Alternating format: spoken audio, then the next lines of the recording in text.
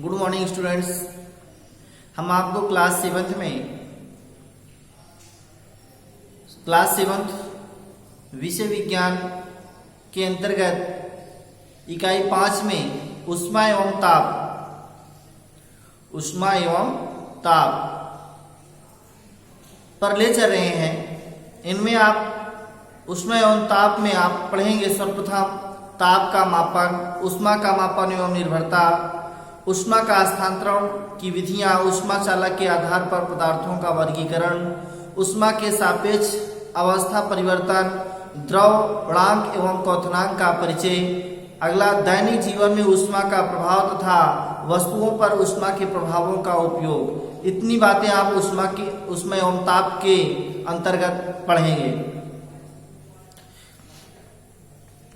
देखिए प्यारे बच्चों, सर्दी के दिनों में हम ऊनी कपड़े पहनते हैं। सर्दी के दिनों में हम ऊनी कपड़े पहनते हैं और हमें धूप में बैठना अच्छा लगता है। सर्दी के दिनों में हम ऊनी कपड़े पहनते हैं और हमें धूप में बैठना बहुत अच्छा लगता है, क्योंकि इसमें हमें गर्मी मिलती है।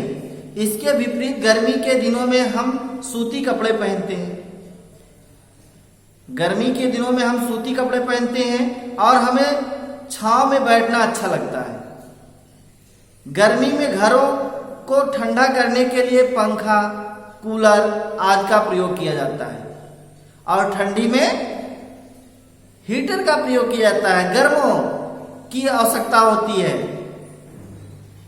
इसी प्रकार दैनिक जीवन में भी हमें अनेक वस्तुओं के संपर्क में आते हैं। उनमें से कुछ वस्तुएं ठंडी होती हैं। ठंडी बर्फ, आइसक्रीम है तथा कुछ वस्तुएं गर्म होती हैं, जैसे चाय है, सूप है आदि प्रतीत होती हैं। तो गर्मी के समय में हम लोग आइसक्रीम का इस्तेमाल करते हैं, बर्फ का इस्तेमाल करते हैं, और ठंडी के समय में हम लोग चाय और सूप का इस्तेमाल करते हैं। इसके अनुसार जैसे कि देखिए, गर्म अवस्था में प्रकाश संश्लेषण, अगर प्रकाश पड़ता है अर्थात अत्यधिक धूप हम लोगों पर पड़ती है, तो हम लोग सहनशीलता की क्षमताएं नहीं प्रभावित हो पाती हैं। उसके आधार पर आपको हम बताना चाहते हैं ताप का मापन। तो देखिए, ताप के मापन में हम आपको बताना चाहते हैं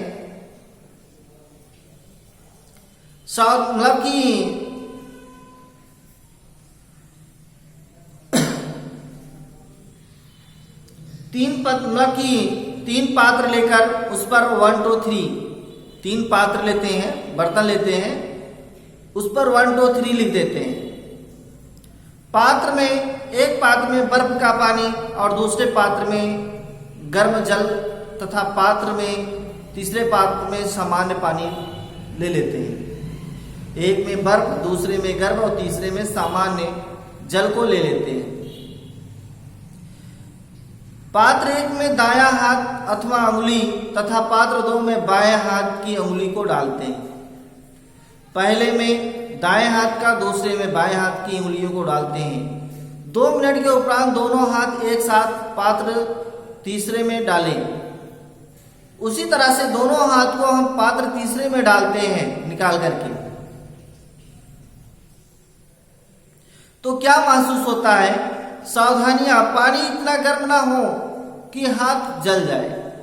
कुछ हमें ये सावधानियां भी बरतनी चाहिए कि पानी इतना गर्म भी ना हो कि अंगुली को डालने पर की अंगुली जल जाए।